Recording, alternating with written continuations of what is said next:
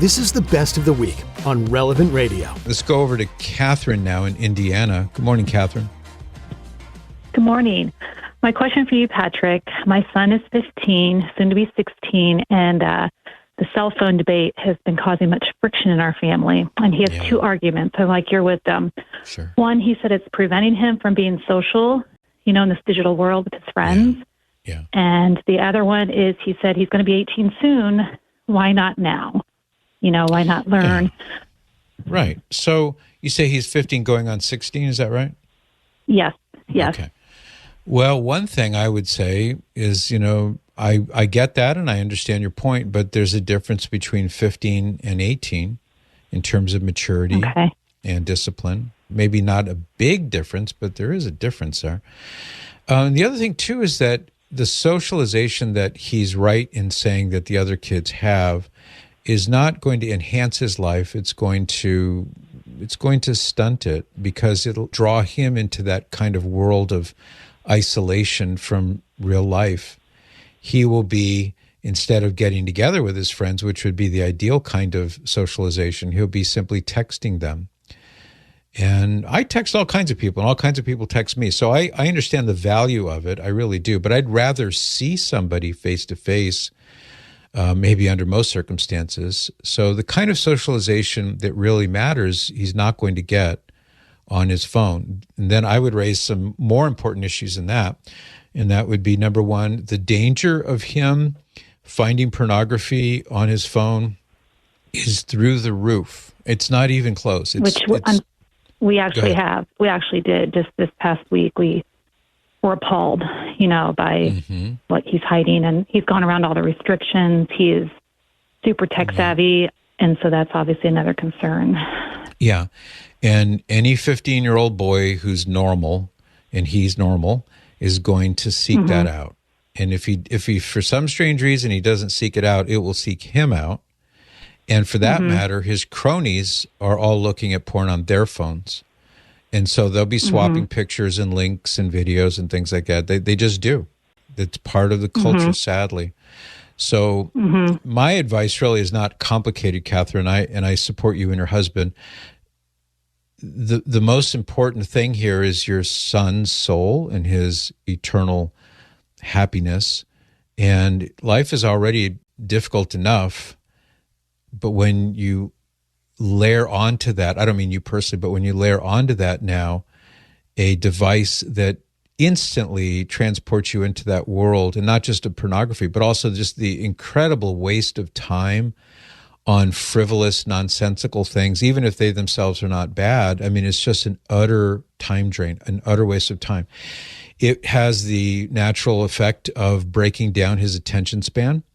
It's a device that provides constant bombardment of ideologies, many of which are directly contrary to who he is as a believer, who he is as a follower of Jesus, as a Catholic. It just puts in his hand and then in his mind all of the toxins and poisons that we don't want our kids to have to go through. And so I see no benefit whatsoever giving a 15-year-old a smartphone. And if you were to do that, I think I could say safely that you would deeply, deeply regret it later. And so I just wouldn't do it. And I've gone through that where I've said to my sons and daughters when they were younger, Dad, but everybody else has a smartphone. Well, that's everybody else. And I'm not responsible to God for their souls, but I am responsible to God for your soul. And although I can't carry you to heaven on my shoulders, I'll do my best to give you a good start in that direction. And if I give you a smartphone, I will be undoing all the things your mom and I have been trying to do to raise you as a true follower of Jesus. So at some point, he'll have a smartphone. At some point, he will either look at pornography or not look at pornography. And all those eventualities will play out as they will. But to jumpstart that by giving a teenager a smartphone, I think that's the worst possible thing a parent can do. And I'll just leave it at this, Catherine. I understand you're going to be under a lot of pressure and he'll probably be angry with you, but he's already shown himself to not be trustworthy in that he's already done this. He's tried to hide it from you.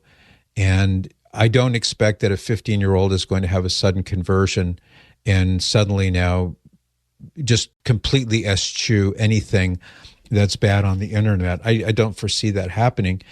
Maybe one last thought here would be to say there are plenty of people who are adults, 25, 35, 45, 55, 65, 75, who can't handle a smartphone. There are a lot of adults listening to us talking right now who are Catholic, and they can't handle having a smartphone because they find themselves slipping into all these things. So, there are 50, 60-year-olds who shouldn't have a smartphone. Everyone has a smartphone, but not everybody should have a smartphone. So those are my thoughts. I think you probably guessed I would say that, but I would just encourage you to stand firm. Awesome. Okay. Thank you, Patrick. God bless you. You're welcome. You're welcome, Catherine. I realize this is a battle that so many parents are fighting. One thing to check out is if you're interested, everybody here, just check out Charity Mobile. They're our friends. They're sponsors of the program. We like them. I use Charity Mobile. I switched over from AT&T, and I am now on Charity Mobile, and glad I did. It's a Catholic pro-life company. They don't raise their rates, which is amazing. I think they haven't raised their rates in, my gosh, something like 20 years or something like that. There's no plan. You don't have to get hooked up like you do with AT&T or some of the other big ones, where you're stuck there forever. Charity Mobile doesn't have any of those problems. And although they don't have technically like a dumb phone, they do have some phones that are pretty dumb. You can still text, you can, obviously make phone calls, and there are still some kind of roundabout ways that you can get on the internet.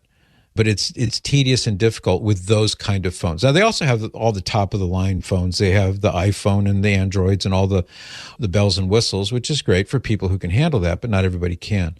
So if you are thinking about, well, I've got a 16-year-old, 17-year-old, I'd like to get something, but I want to make it as difficult as possible to access the bad things on the internet, check out Charity Mobile.